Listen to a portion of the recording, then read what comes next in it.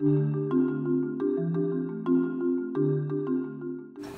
there, it's George Ira Carroll, and I would love to tell you a story if I may. So, once upon a time, there were two pigs, and these two pigs were both in a stable, and the stable was surrounded by an electrical fence, and this electrical fence kept them in so that eventually they could be cooked and become bacon. And so they both knew that eventually they were going to become bacon. And one of the pigs had tried to escape multiple times. And there was another pig that tried to escape a few times, and after a few times he kind of sat back and kind of observed what was going on with the other pig. The other pig would try to escape, and zzz, the fence would get him and try to escape again, and zzz, and after a while that pig just backed into a corner and just settled in because he couldn't handle the pain. But the other pig decided that he was going to dig his heels into the ground, right?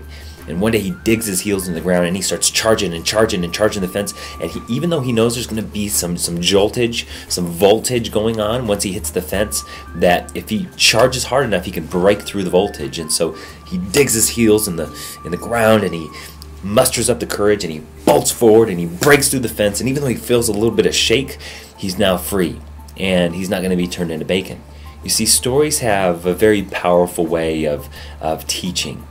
And not only can we use stories as a way to convey ideas or messages, but we can use stories as a way to empower ourselves or disempower ourselves.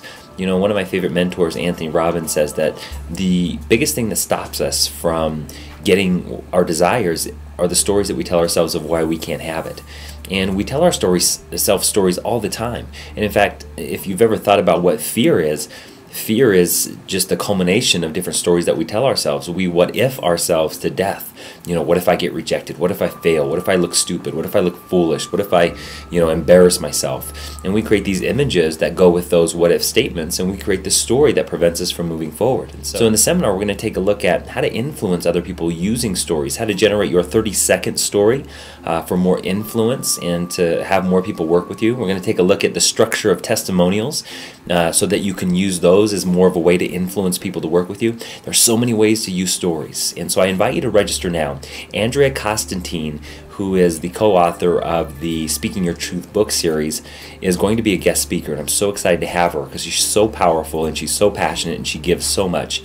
The other guest speaker is going to be Polly Lutovsky, and she is the first woman to ever walk around the world, and she's going to be one of our guest speakers too. So I'm really excited for the event. Register now, and I look forward to seeing you at the event where you'll learn some powerful storytelling strategies so that you can grow your business. Take care, God bless, and oh, by the way, those pigs that we were talking about, it's a great story because in the end, the lesson is that the pig who escaped was willing to go through a little bit of uncomfortableness to get to the freedom that he wanted. And in our businesses, a lot of times when we go into doing something new, we sense a little bit of an uncomfortableness, and most people are like that first pig that just back into the corner and stay there.